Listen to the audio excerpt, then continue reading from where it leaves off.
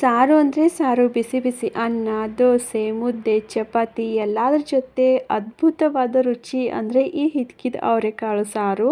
ಒಮ್ಮೆ ತಿಂದಮೇಲೆ ಇನ್ನೊಂದು ಸಲ ಕೇಳಿ ಹಾಕಿಸ್ಕೊಳ್ಳೋದಂತೂ ಖಂಡಿತ. ತುಂಬಾ ಈಸಿ ಆ್ಯಂಡ್ ಟೇಸ್ಟಿಯಾಗಿ ಈ ಹಿತ್ಕಿದ ಅವರೆಕಾಳು ಸಾಂಬಾರು ಯಾವ ಥರ ಮಾಡೋದು ಅಂತ ಕಂಪ್ಲೀಟಾಗಿ ನಾನು ಈ ವಿಡಿಯೋದಲ್ಲಿ ನಿಮ್ಮ ಜೊತೆ ಶೇರ್ ಮಾಡ್ಕೊತಾ ಇದ್ದೀನಿ.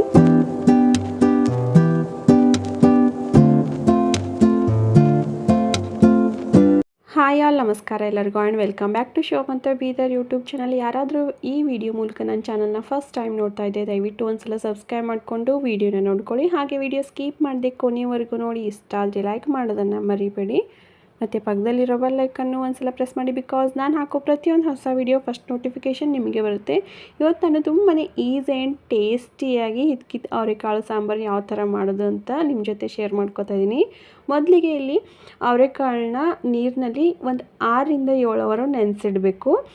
ಅವರೆಕಾಳು ಚೆನ್ನಾಗಿ ನೆಂದಾದಮೇಲೆ ನೋಡ್ಬೋದು ನೀವು ಈ ಥರ ಪ್ರೆಸ್ ಮಾಡಿದ್ರೆ ಮೇಲ್ಗಡೆ ಸಿಪ್ಪೆ ಆರಾಮಾಗಿ ಅದಾಗದೇ ಬಿಟ್ಕೊಳ್ಳುತ್ತೆ. ನಾನು ಈ ಥರ ಪ್ರೆಸ್ ಮಾಡ್ತಾಯಿದ್ದೀನಿ ನೋಡಿ. ಈ ಥರ ಪ್ರೆಸ್ ಮಾಡಿಕೊಂಡು ಎಲ್ಲ ಅವರೆಕಾಳು ಸಿಪ್ಪೆನ ತೆಗೆದುಕೊತಾ ಇದ್ದೀನಿ. ಚಳಿಗಾಲ ಬಂದರೆ ಸಾಕು ಎಲ್ಲರ ಮನೆ ಮಾತಾಗಿರೋ ಅವರೆಕಾಳಿಂದ ಚಿತ್ರಾನ್ನ, ಉಪ್ಪಿಟ್ಟು, ಸಾಗು, ಸಾಂಬಾರು ಇಂತಹ ವೆರೈಟೀಸ್ ಆಫ್ ರೆಸಿಪೀಸ್ನ ಟ್ರೈ ಮಾಡ್ತಾನೆ ಇರ್ತೀವಿ. ಅದರಲ್ಲಿ ತುಂಬಾ ವಿಶೇಷವಾಗಿರೋದಂದರೆ ಈ ಹಿತ್ಕಿದ ಅವರೆಕಾಳು ಸಾಂಬಾರು ರೆಸಿಪಿ. ತುಂಬಾ ಟೇಸ್ಟಿಯಾಗಿರುತ್ತೆ. ಒಂದ್ಸಲ ತಿಂದರೆ ಪದೇ ಪದೇ ತಿನ್ನಬೇಕು ಅಂತ ಅನ್ನಿಸ್ತಾನೆ ಇರುತ್ತೆ. ಇವಾಗ ನಾನು ಎಲ್ಲ ಅವರೆಕಾಳನ್ನು ಸೇಮ್ ಅದೇ ಥರ ಬಿಡಿಸ್ಕೊಂಡಿದ್ದೀನಿ ಸಿಪ್ಪೆನ.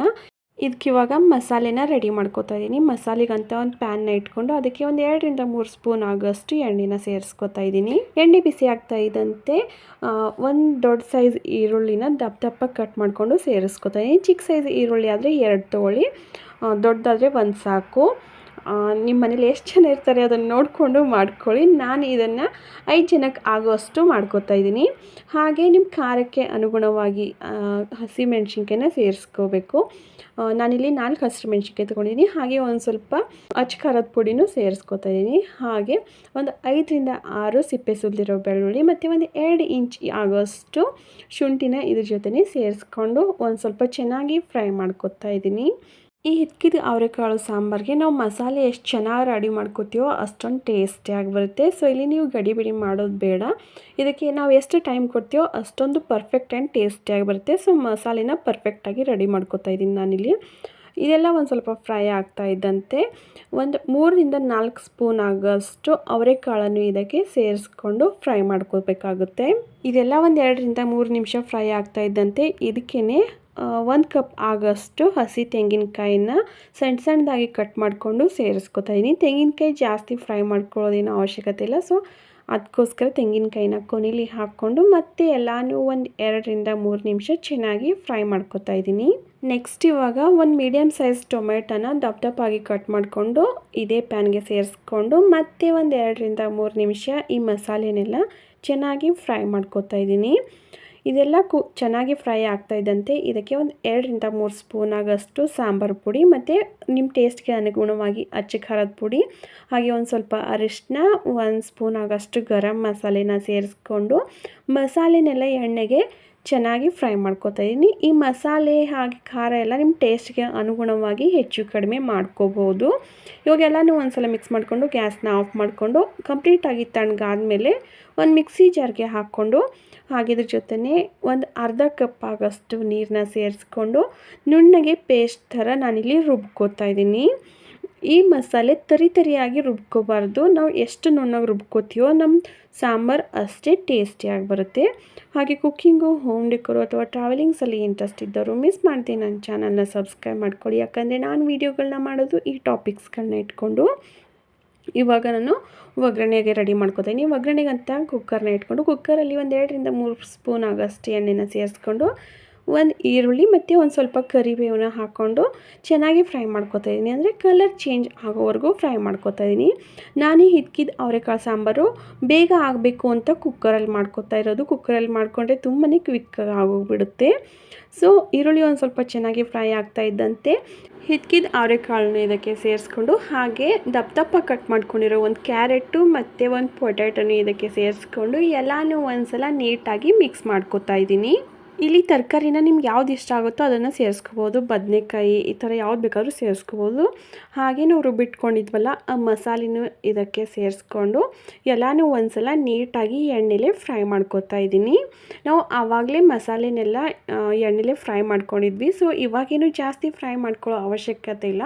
ಒಂದು 2 ನಿಮಿಷ ಫ್ರೈ ಆದರೆ ಸಾಕು. ಹಾಗೆ ರುಚಿಗೆ ತಕ್ಕಷ್ಟು ಉಪ್ಪನ್ನು ಸೇರಿಸ್ಕೊಂಡು ಅದೇ ಮಿಕ್ಸಿ ಜಾರಿಗೆ ನಮ್ಗೆ ಎಷ್ಟು ಬೇಕೋ ಅಷ್ಟು ನೀರನ್ನ ಹಾಕ್ಕೊಂಡು ಇದರಲ್ಲಿ ಸೇರಿಸ್ಕೊಂಡು ಒಂದು 2ರಿಂದ 3 ವಿಷಲ್ ಬರ್ಸ್ಕೋಬೇಕಾಗುತ್ತೆ. ನನಗೆ ಈ ಹಿತ್ಕಿದ ಅವರೆಕಾಳು ಸಾಂಬಾರು ದೋಸೆ ಮತ್ತು ಮುದ್ದೆ ಜೊತೆ ತುಂಬಾ ಚೆನ್ನಾಗಿ ಅನಿಸುತ್ತೆ. ನಿಮಗೆ ಯಾವುದ್ರ ಜೊತೆ ಈ ಸಾಂಬಾರು ತಿನ್ನೋಕೆ ಇಷ್ಟ ಆಗುತ್ತೆ ಅಂತ ನನಗೂ ಕಮೆಂಟ್ ಮೂಲಕ ತಿಳಿಸೋದನ್ನು ಮರಿಬೇಡಿ. ಈ ಸಾಂಬಾರು ಆರೋಗ್ಯಕ್ಕೂ ತುಂಬಾ ಒಳ್ಳೆಯದಾಗಿರುತ್ತೆ. ಅವರೆಕಾಳಿನಲ್ಲಿ ಪ್ರೋಟೀನ್, ಫೈಬರ್ ಹೆಚ್ಚಾಗಿರೋದ್ರಿಂದ ನಮ್ಮ ದೇಹಕ್ಕೆ ಬೇಕಾಗಿರೋ ಶಕ್ತಿಯನ್ನು ಕೊಡುತ್ತದೆ ಮತ್ತು ನಮ್ಮ ಜೀರ್ಣಕ್ರಿಯೆಯನ್ನು ಸಹ ಸುಧಾರಿಸುತ್ತದೆ. ಇವಾಗ ಎಲ್ಲನೂ ಒಂದ್ಸಲ ನೀಟಾಗಿ ಮಿಕ್ಸ್ ಮಾಡಿಕೊಂಡು ಇಲ್ಲಿ ಖಾರ ಉಪ್ಪು ಏನಾದರೂ ಹೆಚ್ಚು ಕಡಿಮೆ ಅಂತ ಅನಿಸಿದ್ರೆ ಎಲ್ಲನೂ ಕರೆಕ್ಟಾಗಿ ಮಾಡಿಕೊಂಡು ಕುಕ್ಕರ್ ಮುಚ್ಚಳನ ಮುಚ್ಚಿಬಿಟ್ಟು ಒಂದು 2 ವಿಷಲ್ ಬರೆಸ್ಕೊತಾ ಇದ್ದೀನಿ. ಅದು ಸಾಸಿವೆ ಯೂಸ್ ಮಾಡಿ 2 ವಿಷಲ್ ಬರ್ಸ್ಕೊಂಡಾದಮೇಲೆ ಅದರಲ್ಲಿರೋ ಕಂಪ್ಲೀಟ್ ಏರ್ ಹೋಗಾದಮೇಲೆ ನಾನಿವಾಗ ಕುಕ್ಕರ್ ಮುಚ್ಚಳನ ಓಪನ್ ಮಾಡಿ ನೋಡ್ತಾ ಇದ್ದೀನಿ. ಎಷ್ಟೊಂದು ಪರ್ಫೆಕ್ಟಾಗಿರೋ ಸಾಂಬಾರು ರೆಡಿ ಆಗಿದೆ, ನೀವೇ ನೋಡ್ಬೋದು. ಒಂದ್ಸಲ ಮಿಕ್ಸ್ ಮಾಡಿ ತೋರಿಸ್ತೀನಿ. ಇವಾಗ ಆಲ್ಮೋಸ್ಟ್ ನಮ್ಮ ಸಾಂಬಾರು ರೆಡಿ ಆಗಿದೆ. ಇದಕ್ಕೆ ಇನ್ನಷ್ಟು ರುಚಿ ಹೆಚ್ಚಿಸ್ಬೇಕಂತ ನಾನಿಲ್ಲಿ ಇನ್ನೊಂದು ಸಲ ಒಗ್ಗರಣೆನ ಕೊಟ್ಕೊತೀನಿ. ಒಗ್ಗರಣೆಗಂತ ಒಂದು ಬೊಗಣಿನ ಇಟ್ಕೊಂಡು ಅದಕ್ಕೆ ಒಂದು 2ರಿಂದ 3 ಸ್ಪೂನ್ ಆಗೋಷ್ಟು ಎಣ್ಣೆ ಸೇರಿಸ್ಕೊಂಡು ಸಾಸಿವೆ ಜೀರಿಗೆ ಹಾಕ್ಕೋತಾ ಇದ್ದೀನಿ. ಸಾಸಿವೆ ಜೀರಿಗೆ ಸಿಡಿತಾ ಇದ್ದಂತೆ 1-2 ಒಗ್ಗರಣೆ ಮೆಣಸಿನ್ಕಾಯಿನ ಸೇರಿಸ್ಕೋತಾ ಇದ್ದೀನಿ.